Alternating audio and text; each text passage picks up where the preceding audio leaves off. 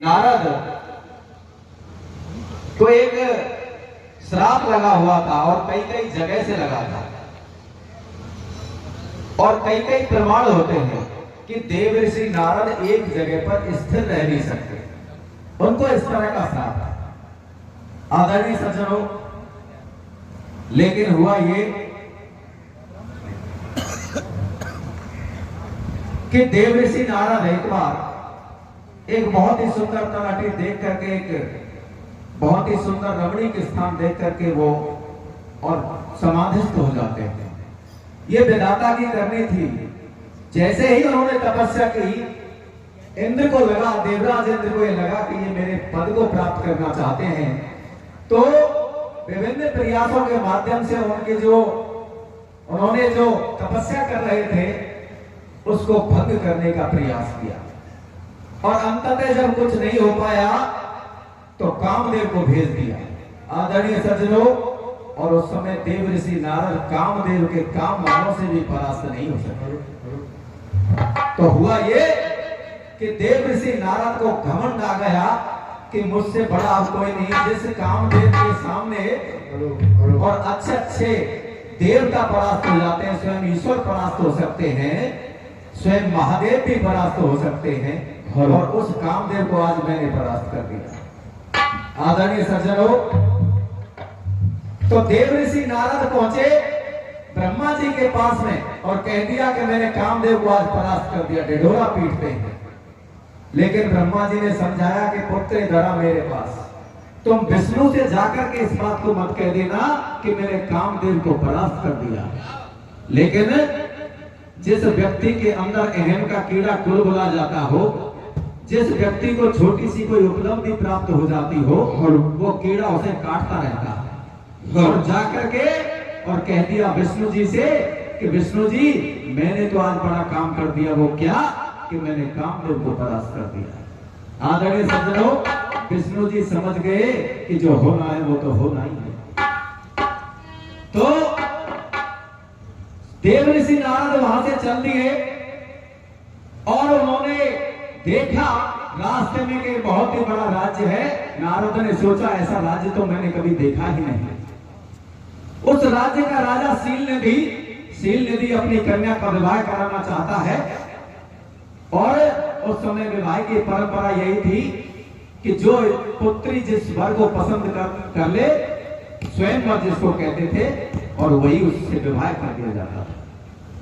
देव ऋषि नारद को ले गए अंदर, पुत्री का हाथ दिखाया कि मुनि आप देखिए मेरी पुत्री के भाग्य में क्या है। लेकिन आदरणीय सज्जनों, देव ऋषि ने जब देखा कि शील निधि की कन्या विश्व मोहिनी अत्यंत सुंदर है, तो उन्होंने हाथ तो क्या देखा और उसका चेहरा देखते ही रह गए।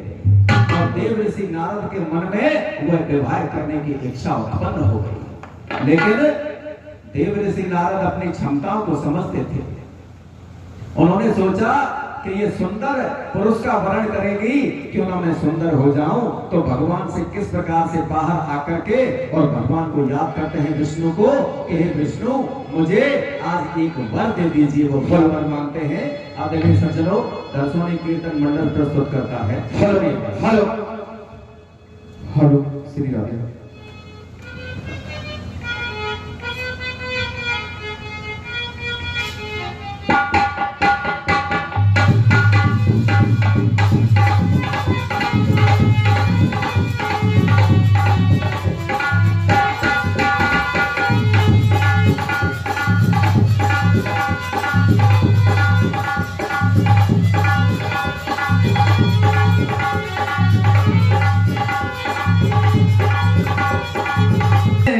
नारद क्या होठों से छू लो तुम मेरा गीत अमर कर दो।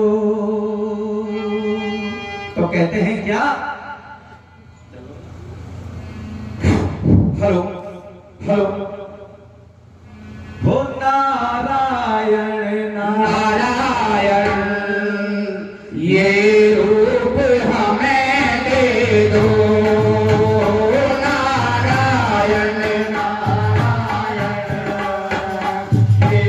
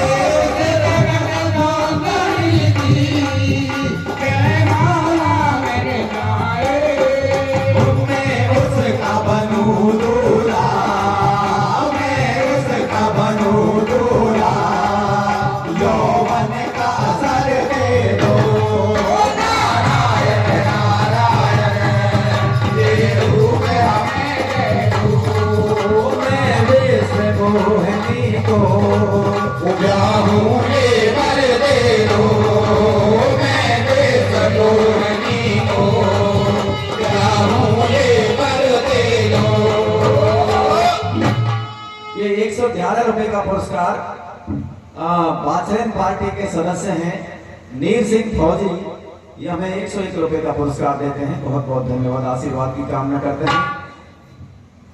और गोविंद सिंह मास्टर जी, यहीं के निवासी श्री गोविंद सिंह मास्टर जी हमको 101 रुपए का आशीर्वाद देते हैं। बहुत बहुत धन्यवाद, आशीर्वाद की कामना करते हैं। और देखो फौजी हैं साहब, फौजी वहां से हमारी रक्षा भी कर रहे हैं और यहाँ आकर के हमारा मनोरंजन भी कर रहे हैं। नीर सिंह फौजी तो कहा कि उस जगत सुंदरी को मैं प्राप्त करना चाहता हूं और एक दिन के लिए अपना रूप मुझे प्रदान कर दीजिए। आदरणीय सज्जनों, विष्णु भगवान आए और इस भजन की अंतिम कड़ी प्रस्तुत करेंगे। आए और उन्होंने कहा कि मुनि आप चिंतित ना हो, वो काम करेंगे जिसमें आपका हित होगा। वो क्या कहते हैं? भगवान भी मुस्काए मुनिया में कहते होगा, भगवान भी मुस्काए मुनिया में कहते होगा, भगवान भी मुस्काए मुनिया में कहते होगा, भगवान भी मुस्काए मुनिया में कहते होगा। तो कल्याण आपका हो ऐसा ही उचित होगा, कल्याण आपका हो ऐसा ही उचित होगा, तो कल्याण आपका हो ऐसा ही उचित